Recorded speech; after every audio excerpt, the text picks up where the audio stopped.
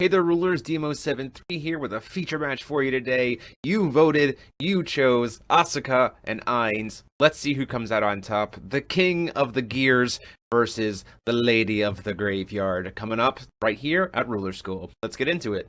This session brought to you by Odyssey Games for pre-orders and sealed product, TCG Prime for tons of singles and supplies, Cardo Doko for international rulers looking for product, and fowlibrary.com for articles and wonderful deck lists. It's also brought to you by our guest lecturer patrons, Vite Ramen. Class is in session. So on the left, I am playing Chronopawns Eins with the new ban list. Before we get into it though, just a reminder, we have Forcible Festival on November 5th and 6th. Please go ahead and jump down in the description to get pre-registered for that. All the information is in the description. It is going to be an absolute blast and you're not going to want to miss it. Chronopawns Eins, we decided to try to go for as much void as possible in this deck to really kind of focus on the Eins support and using the Chronopawns side of things rather than the Dragon of Solari because of the combination ban. And Josh is playing his Turbo Ramp Asuka using the kind of part of True Power Griffin to ramp up a bunch of stones really quickly to make the most use of her contract to get the most value out of it. Beginning of game triggers, we get Gearification Facility and Pyramida of the Dead. Gearification is kind of the one to grab unless you're playing against an Order or a Judgment Ruler, then you probably want to grab Outer Space, and obviously Pyramida is your main graveyard protection and mill at the beginning of the game, which is super helpful. Josh playing black and green Moon Children, which is a little bit unfortunate for us with green because we do want to use Mastery a lot as Eins, hitting that first Autoroctius Memoria, which gives him access to a green-black stone. And we see Planting Beans come down. Now, Planting Beans is a really good card because of what it's going to mill. Because of the combination ban of Rhea and Zombie, we can use Planting Beans instead of Rhea to mill Zombie. So this is a pretty excellent card. Zombie returning from the Pyramida, so that is going to mill him another 2 cards and also just put out that 7/7. So Planting Beans suddenly immediately be getting a body onto the field is very, very huge, especially since there's no trigger to get Zombie into the field. It's a replacement effect that if it would go from grave to deck to grave, it goes to the field.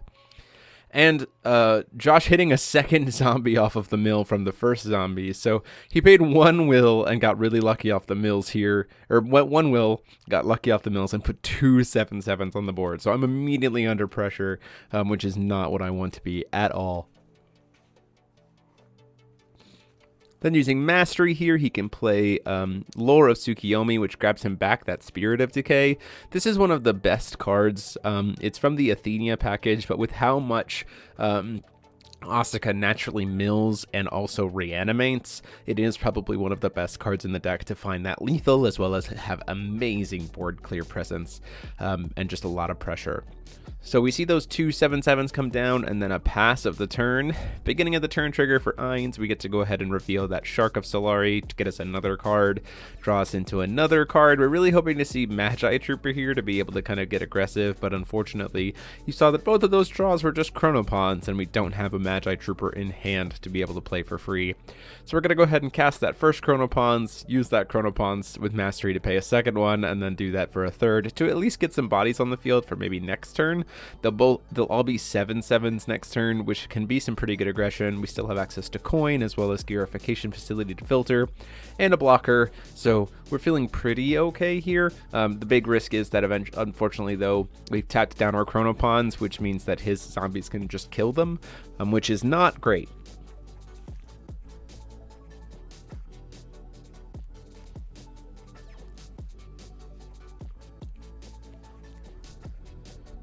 Calling Stone for Josh, we see a Black Silence.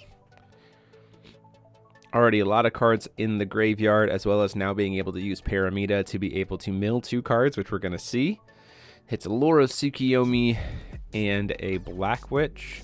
Not a lot of searching in the Eins deck, so Black Witch isn't super huge, but because he's ramping so much, there is the world of getting Black Witch into Pumpkin Witch for swiftness. Not that you necessarily need it, but it is kind of an aggressive finisher that you can use, especially off of a successful contract for Asuka. Did have a second Laura Tsukiyomi. This card is an absolute standard 4-of for any Asuka deck because of just how much value it generates. Buy back a Darkness card, mill 2. If you have 2 Laura Tsukiyomis, you can just loop them. It also is a great way to be able to get a contract that you've milled back to your hand and then be able to start using it immediately, especially since you do not have to be recovered in order to successfully perform contract.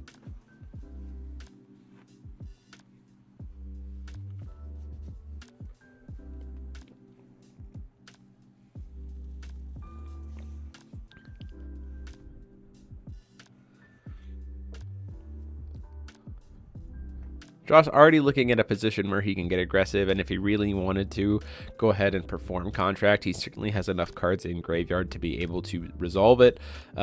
He does kind of want more Spirit of Decays in the graveyard, so he can do like a double reanimate, which would be pretty excellent, but he also does have to worry about what might be in hand, especially since Gearification Facility can turn my 1 void into whatever color I need. So it could be, you know, an Evil Elemental Uprising, although that would be protected. We're just going to go ahead and cast a first Spirit of Decay here. At that point in time, we are going to use Coin for Gearification and say, look, I don't want to take all that damage right now. In comes in the Coin filtered to green for Lorite into stopping the Spirit of Decay. And Josh is like, that's fine, I have a second one in hand. So we'll just do it anyway, which is really, really, really unfortunate.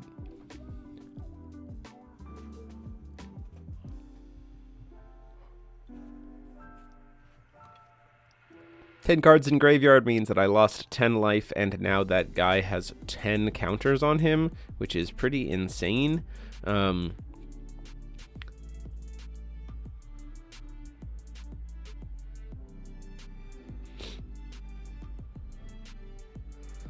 go down to 30, and now he has 10 counters, and each one counter is -2, -2, which is just such an amazing way to be able to clear boards. It puts a lot of pressure out.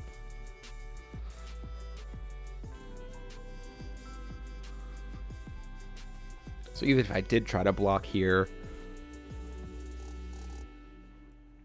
he could just easily kill it, whatever I'm blocking with out of the way. He could also just try to let the block happen and then use the other counters to just completely clear the rest of the board.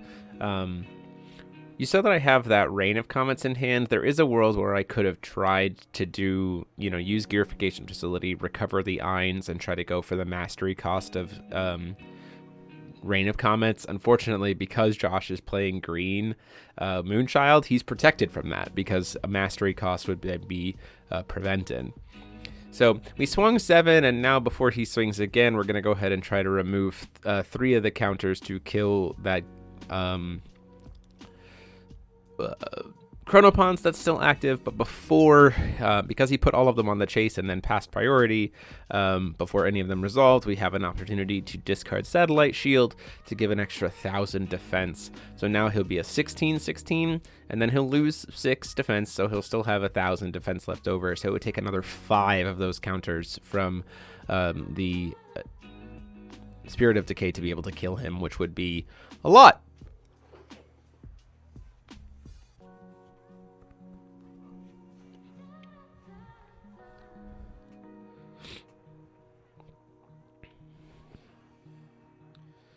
Using another 3 to kill 1 Chronopawns. Using another 3 to kill the other Chronopawns. And then with 1 counter left, is he going to save it or is he going to get rid of it?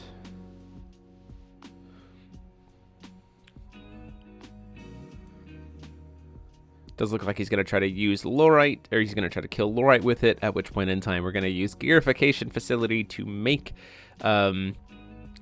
Lorite into a Gears, and so he'll get the bonus of the Shark of Solari going up to being a 2/3, and so he'll survive the stat mag. So surviving through beginning of turn trigger. Before I see what that card is, before I forget, we're going to do Bird of Solari, which is nice to be able to give everyone +1/+1 and flying and get me 1,000 life. Hitting another Eins stone there. Gonna go ahead and try to play Attack Trooper of Eins. So this will get to shoot something for 1,000 damage at this point because I have 10 or 5 different gears, or 5 gears here. So I can kill the zombie. get that off the board, and then at that point in time I just have to pass.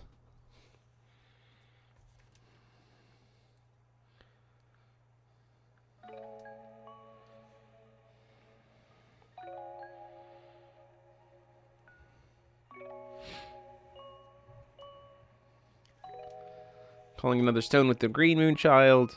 Unfortunately, again, the biggest bane of this. The 4C off of the Darkness Moon fragment, which is nice to see if it's something he wants to maybe mill off of the Paramita. That could be another zombie, and then you just leave it there, or if it's not a zombie, you just get rid of it. Could also be something he maybe wants to reanimate, or something like a part of True Power where milling it would suddenly make it live because it has a remnant. We are going to see Paramita come down here.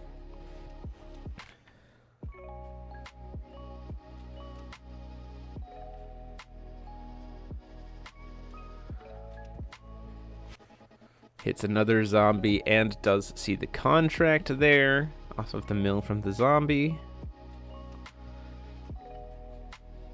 So we're not in terrible position here in terms of being able to potentially push back, especially since our guys are about to get another buff and everything else like that. The trick here is, like, the biggest piece is whether or not Josh has a contract. If Josh has a contract here, which it looks like his full Laura Tsukiyomi, he'll just be able to buy back, as we've seen before.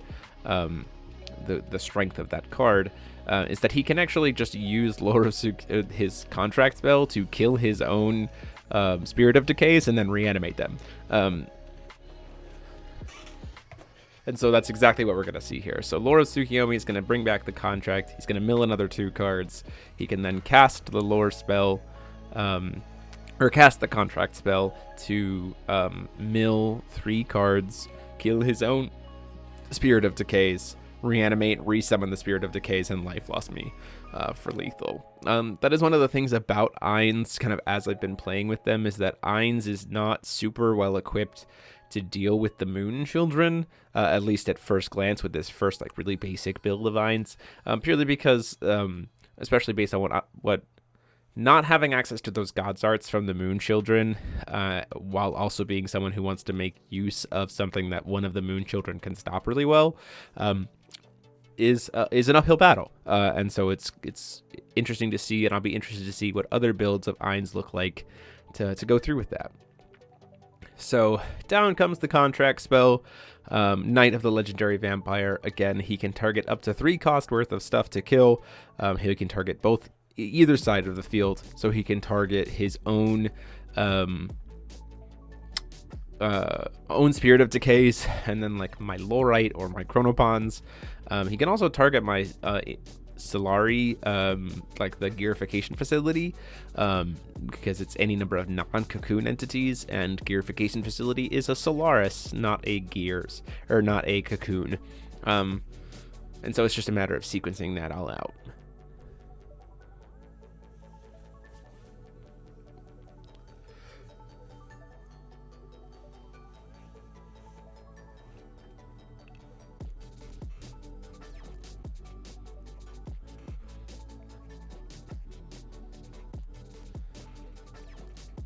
So yeah, we're going to target the Chronopawns and his 2 Spirit of Decays.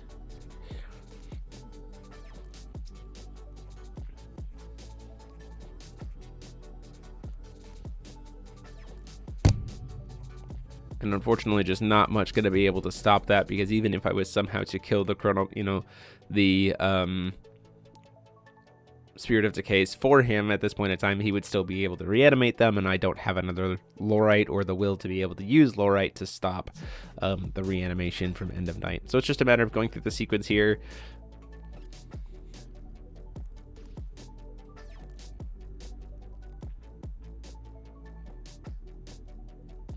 So he mills the top 3, then kills them, and then can choose to contract. So 1, 2, 3, just really hoping to not see another zombie would be really bad. Not that it really matters, it just gets more cards to the graveyard at this point. Flips over the contract, we hit End of Night, End of Night is then going to get to target up to 3 cost worth of stuff to be able to reanimate from both players' graveyards, although it is attempting to cast the card. So one thing that's important is that Green Moonchild could stop one of the casts, or White Moonchild in response can stop her from being able to even put them on the chase because it is casting them, and White Moonchild says that you wouldn't be able to cast. So at that point in time, he's just going to grab those Spirit of Decays, which, counting the number of cards in the graveyard, is just enough to do enough life loss for lethal. He has so many cards in graveyard so fast that it's just going to life loss me out. And at that point in time, we'll go into game 2.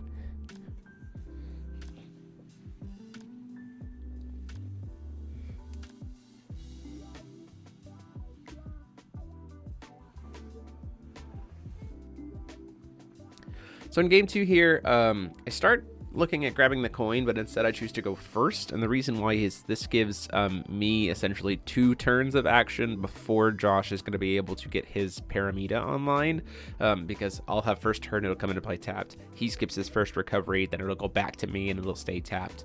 So the idea being it gives me potential more time to be able to set up things before he starts getting his most aggressive milling stuff, provided he doesn't see another Planting Beans and see that once again insane zombie run that he did.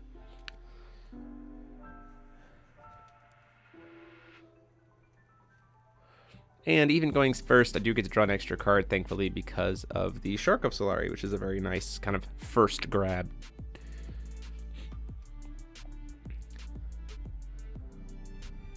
Shark of Solari gets me an extra card, draw for turn. Do see have that Lorite. Unfortunately, once again, not seeing the Magi Trooper. One of the best openings for Eins, at least in this kind of Chronopawns variant, is Magi Trooper, tap Trooper to play Pawn and leave your stone up, which immediately sets you at a really good spot of being at like 4 gears removed, or 4 gears revealed. So like next turn, you're already at a position where you might be at 7, because you're going to hit another stone and reveal another one, and it's very easy to play another gears. Do see another Planting Bean still coming down on that first turn. So even though it didn't look like he had it in opener, might have top decked it, we still get to see that zombie, and hopefully this time not going to be nearly as aggressive of a mill train, hopefully not putting out another zombie in response to it.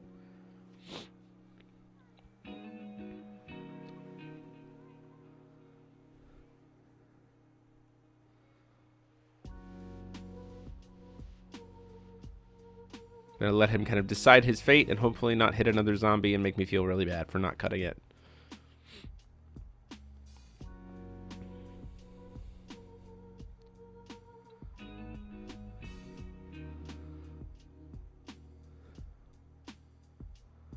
A Black Moon, Witch of the Fallen Kingdom, and a Powered of True Power. So showing off some more of that, like we're trying to use the Griffin package a little bit for the reanimation pieces. Especially with you having free bodies with things like zombies makes the reanimation package actually pretty nice, because of the fact that like the zombie was free, so like swing with it and then reanimate it for free, no big deal. Using Laura Tsukiyomi to bring back the Part of True Power to hand, which is a little bit strange, I think. Wasn't super necessary, because like it has Remnant, so unless you specifically wanted to use it twice in one turn, doesn't feel super necessary. But keep in mind that Griffin is going to get him 2 stones, so maybe he does want to use 2 in a row. Going back to my turn, we hear that Bird of Solari gets to draw me a card and gain me 5,000 life. Now we are currently up to 5 gears, so you can see if I had had a Magi Trooper, would be at 6 gears, very easily able to go to 7 gears and set up the contract on the side of Eins. Unfortunately, don't seem to have any of the contract in my hand, though, which is a big detriment.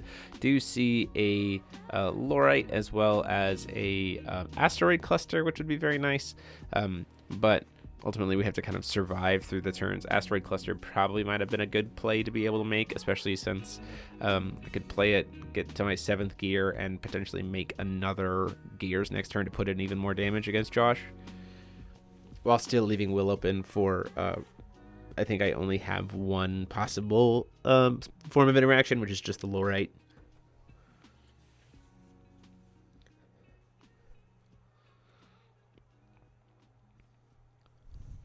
Paramita finally getting to activate here on his 2nd turn. Does see the contract milled, as well as another zombie. Just Josh hitting these zombies all over the place. Seeing that Griffin, which is certainly what he wanted, and another zombie, and then another contract, and then a Garian. So some very good reanimation targets. Finally seeing that Griffin to the graveyard so that he has something to use that part of true power with. Would not be surprised if we saw one of these fresh zombies sacrificed to Griffin to make a couple extra stones, and then maybe even potentially into another contract. You see he does have that contract in hand, which would be reanimating 4 costs worth of stuff, which could be practically devastating for already on this second turn. We swing in with zombie for 7. I have no real way to stop it.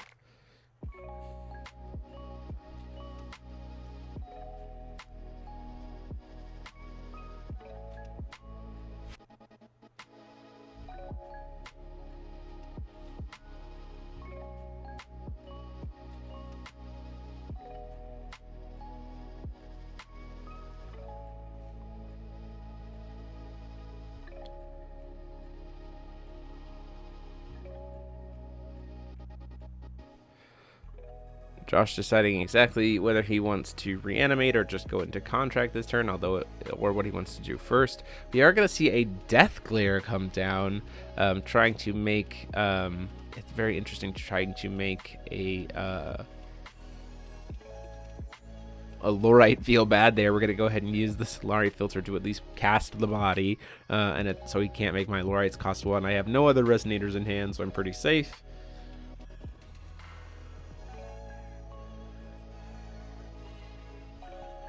Part of true power to sacrifice the zombie that can swing this turn, which is a little bit of a choice, although I think it already did swing for 7, so that makes even more sense. In comes Griffin. Griffin's going to get him another 2 stones, goes up to 4, hits a Moonshade and a Darkness Moon Fragment. Looks at that top card of the deck. It is a Revenant. Not much he can do there to be able to draw the card.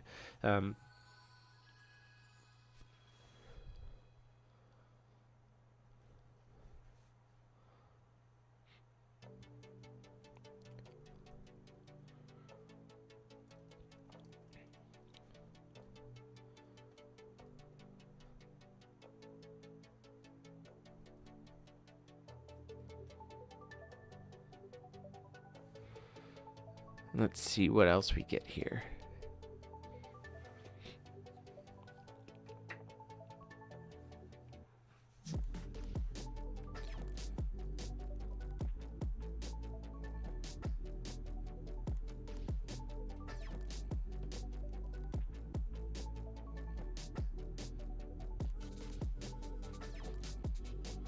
Is he going to go into his second part of true power to maybe reanimate the Garian? That would be a pretty aggressive play line here, especially with what he knows he has in his hand, but it could be a solid lockout. He could also just choose to go for the contract here, although he only has, I think, 1 Spirit of Decay in graveyard, so that might not feel like the best opener to go with. He doesn't have to fear Lowrite, though, which makes him feel pretty safe. We are going to see Knight of the Legendary Vampire come down here.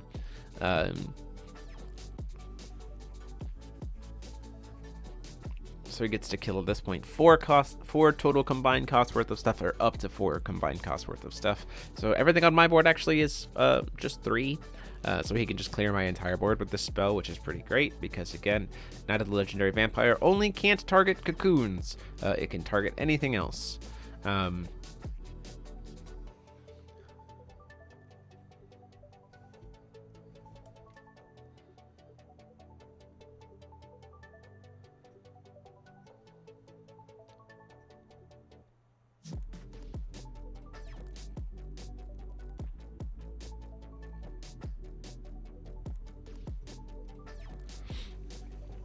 Getting to mill and getting to send that Revenant to the graveyard, so he could actually just grab the Revenant too, which is crazy because then it's suddenly even more protected. I do have that Rain of Comets in hand that I could try to save for next turn, so that I could pay 3 for it, but it wouldn't protect me from everything else because I have 3 gears total. So Rain of Comets is not going to do very much damage at all, which is really unfortunate. Does get to grab Revenant and Spirit of Decay, and then to keep another card in his graveyard, he's actually going to choose to cast my Chronopawns, which we'll see here in a second, just to have as many cards as possible in the graveyard to make his Spirit of Decay as big as he possibly can. So we lose, I think he has 13 cards in his graveyard, so we go down to 3,000 life here and gets 13 counters and is just staring down one turn of lethal. There's so much pressure on the board that it's almost impossible to consider getting any kind of aggression. We're going to try to use that recovered Eins thanks to Gearification Facility to do Rain of Comets, attempting to at least clear something, but he says no, I've got Child of the Wind Moon, which we knew was there, and that'll go ahead and cancel it because it was paid without paying any will, and so then we move on. He can't swing with anything else this turn. He doesn't need to because he's throwing so much damage at my way next turn that I literally am on a 1-turn clock. Beginning of the turn, we're going to go ahead and get a Bat of Solari to recover Eins in hopes that our top deck is something that has a mastery effect. It is not. It is just a lowly shield, which we're going to go ahead and quick cast in just so we get a body before recovery. Does help for something like Gearification, which we're going to go ahead and use here. Gearification only counts Resonators you control, which is a little unfortunate, but it does get me another reveal, hoping to draw into something better, and I can also recover a stone by revealing the Bat of Solari. Now, if Josh really wanted to, or the Squirrel of Solari to recover a stone, if Josh really wanted to mess with me, he could have actually just burned a bunch of his counters from his he could have burned a bunch of his counters from his spirit to just kill it, so I draw 0 cards. We cast another Gearification, doesn't draw us into anything there, and so at that point in time, we're just going to say, good game, and pass it on. There's the match. Hope you guys enjoyed. Deck list will be uploaded this week, and until next time, this is DMO73 saying, class dismissed.